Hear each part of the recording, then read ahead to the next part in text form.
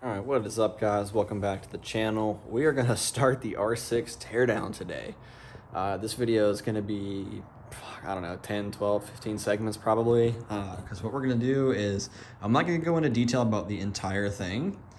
Because realistically, like if you don't know how to take the fairings off of an R6, there's like a million videos on that. Like I'm not going to go into detail about the stuff that's like, you know, super simple. Like honestly, if you can't figure out how to take the fairings off, you probably shouldn't worry about taking the engine out and ripping the swing arm apart and taking the forks apart and all that stuff.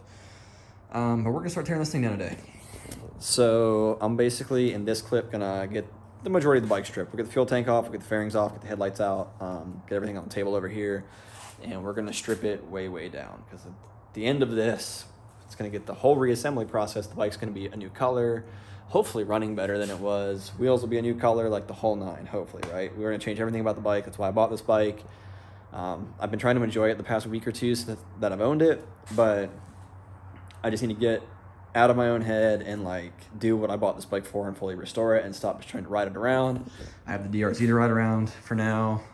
I don't need to ride this one around. It's getting colder here in Florida, so it's like the perfect time to fix this, ride this, and if I really want to ride a sport bike around, like I'll go buy another one, something, you know, whatever. Like we'll figure it out, right? So we're gonna start stripping this thing down. Quick rundown of how to get the fairings off for people that don't know. Some of mine are already missing bolts, so it's pretty easy for me. But like, you know, you take the light covers out, or the Jesus, yeah, that's how you know it's late. The mirror delete plates out, take the front fairing loose. There's a bunch of bolts. There's bolts here, here. There's one in the front. There's a zip tie there because my bolts are broke. There's like a bolt here.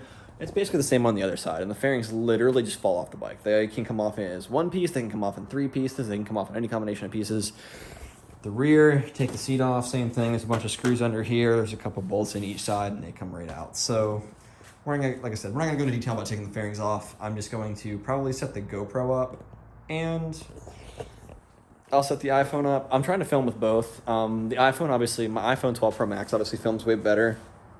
But for time-lapsey stuff in space, sometimes I just use the GoPro. I also have Insta360 cams coming in. So we're going to try and make the content a little better, right? Like we're going to at least put a little bit of effort into doing this. And we're going to get some better lighting because it's super dark in my garage. So I'm going to set the cameras up. We'll start stripping the bike down. I hate time-lapsey videos, but I mean, it's stripping a bike down. So there's not really a whole lot to film unless you're going into detail about something. I might break up the time lapse with some sections. Like there is some stuff when you pull the fuel tank, some stuff under the fuel tank that I want to show you guys about how ghetto the people who built this bike were. Because the fuel vent lines in this bike are super interesting. And just some stuff about like how to take it off, how to do this, how to do that. Specifically with the air box and the fuel lines. We'll go into detail about the important stuff, right? We're not going to go into detail about how to take the plastic stuff off the bike. So we'll get everything set up and we'll get back to you here in just a minute. So before I get into the bike, this is something that I probably should have mentioned. Tools, right? Like I'll go through at the very end once I've gotten every single tool out that I used to strip it, and I'll go through everything you'll need. But literally, you can strip 90% of this bike, at least the fairings and the seats and like the headlights and stuff, with two tools. I use a Milwaukee impact driver with a 1/4-inch tip on it and some Allen keys. The majority of this bike comes apart with a 4, 5, and 6 mil Allen key. And I'm not kidding. Every single bolt on the fairing, the fuel tank, pretty sure the airbox. The airbox might be Phillips head. But pretty much like 90% of this bike will come apart with those three tools. So I just wanted to interject that here before we get started. So now we'll get into it.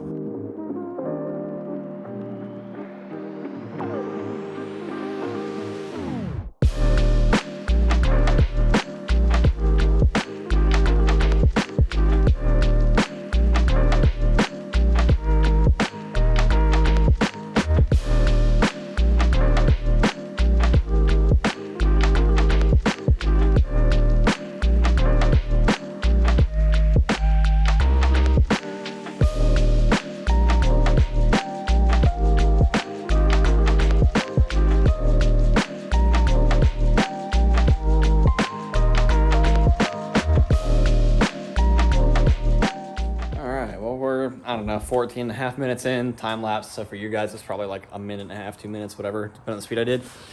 And we're about as naked as the bike can get as far as fairings goes. I haven't pulled the fuel tank yet because I want to do a little bit more in-depth section, probably in the second video, about radiator removal, fuel tank removal, and that's probably it. I don't want to get into removing the exhaust or anything in that video, but I want to cover the fuel tank and the radiator specifically in one video because they're two of the most searched things I have found about R6s. Now, don't get me wrong, there are a lot of good videos out there on how to do it. Like, I'm not going to do anything different than anybody else has ever done, but just to kind of stick to the tradition of how the series should be, you don't want to put everything in one video, right? You don't want to do the whole bike breakdown in one video and it's one 50-minute video and then people tune out 6 minutes in. My content's already not that great, which I'm working on, but still. So that's it though, right? Like, the bike's stripped. Now, you probably tell by the time lapse, I wasn't super gentle with my fairings, but they're already scratched there and there and there. And then you saw, like, I took the holders out of the headlights. They are not the holders. They're not the holders. I keep saying that because I don't run mirrors on any bike. Like, I took the mirrors off that bike when I bought it. I don't run mirrors. I just look.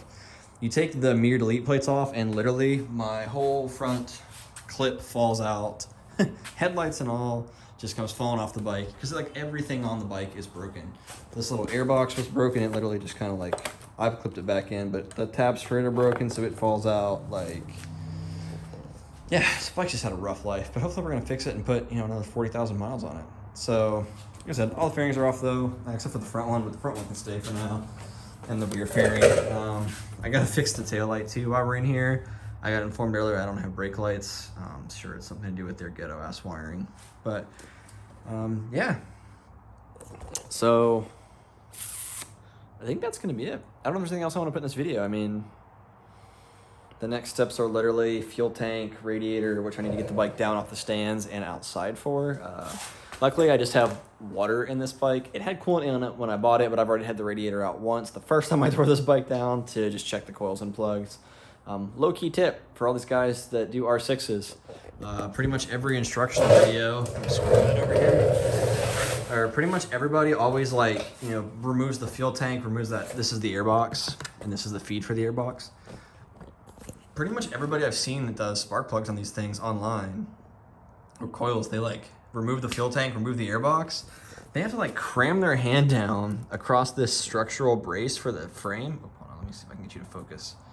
There's a bar under here that people like to notch out to be able to get to the plugs and coils easier from under the airbox, which is stupid. Like, if you just pull the radiator, you have free access to the coils and stuff. So, helpful tip for all the R6 guys out there. Don't notch your frames, because that's just stupid. Especially if you like to do the speed limit, like I do on back roads and stuff. Just pull the radiator out, man. It's not that hard. Like, you drain it. It's like 5 bolts, 2 fan connectors. Like, radiator comes out, do your stuff, put the radiator back in, you fill it with water, and, like, there's not even really, I mean, there's a bleed procedure for these, but I've never bled them. Like, I've always, like, filled the water, like, filled the radiator, started the bike, topped the radiator off, let it run for 2-3 minutes, and then, like, you're done. So, no big deal. But we're going to end this video off here. Appreciate you guys watching. Stay tuned. In the next video, we're going to do the radiator and fuel tank. And that's probably it. We'll probably do the radiator and fuel tank. Because after that, you get into pulling the wiring and the engine and the exhaust and stuff. It's really not fun. So, yeah. Thank you guys for tuning in. We'll see you in the next one.